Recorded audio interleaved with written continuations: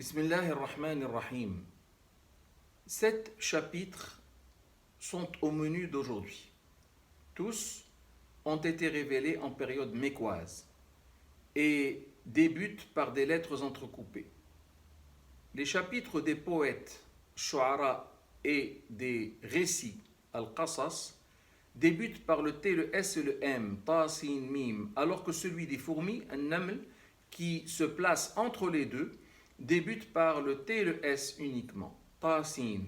Les 4 autres commencent par ALM, tout comme le chapitre de la génisse et de la famille d'Amram. Alif, Lam, Mim. Commençons maintenant par le chapitre des poètes.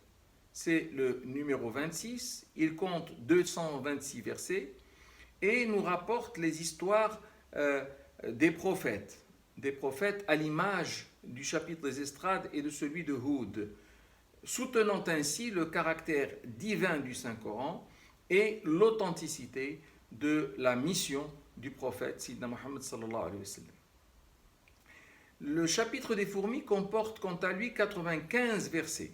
Il confirme que le Coran émane de Dieu et s'attelle à faire l'éloge du savoir et de ceux qui vont à sa quête. Il raconte en outre l'histoire de Salomon et le passage entre les versets numéros 61 et 67 reste celui qu'il convient de méditer en toute quiétude. En tout cas, nous le conseillons vivement. La conclusion de ce chapitre est également d'une étonnante beauté et mérite qu'on s'y arrête. Le chapitre des récits, Surat al-Qasas, comporte 88 versets. Il est dédié en grande partie à l'histoire de Moïse, dont il rapporte des détails n'existant pas ailleurs. Il certifie la prophétie de Sidna Muhammad sallallahu alayhi wa sallam et vise son soutien moral contre les incrédules auxquels il adresse de vives menaces. Le numéro 29, ou chapitre de la toile d'araignée, Surat al-Ankabut, compte 69 versets, dont 2 révélés à Médine. Il traite de la réalité de la vie sur terre en affirmant qu'elle est faite d'épreuves que l'homme est appelé à affronter et il fait l'éloge de ceux qui passent ces épreuves avec succès.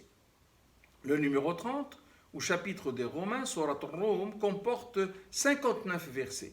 Il argumente l'unicité divine et promet aux fidèles de toujours finir par avoir gain de cause contre leurs rivaux. Le passage entre les versets numéros 16 et 25 est tout simplement sublime et mérite le détour. Le numéro 31, ou chapitre de Luqman, compte 33 versets. Il appelle au suivi des enseignements coraniques et ces 2 derniers versets forment un appel aux hommes qu'il est bien utile de méditer et autour duquel il serait intéressant de réfléchir. Le numéro 32, enfin, ou chapitre de la prosternation, compte 30 versets. Il confirme l'authenticité du Coran et met vigoureusement en garde contre le dédain que l'on pourrait avoir à son égard.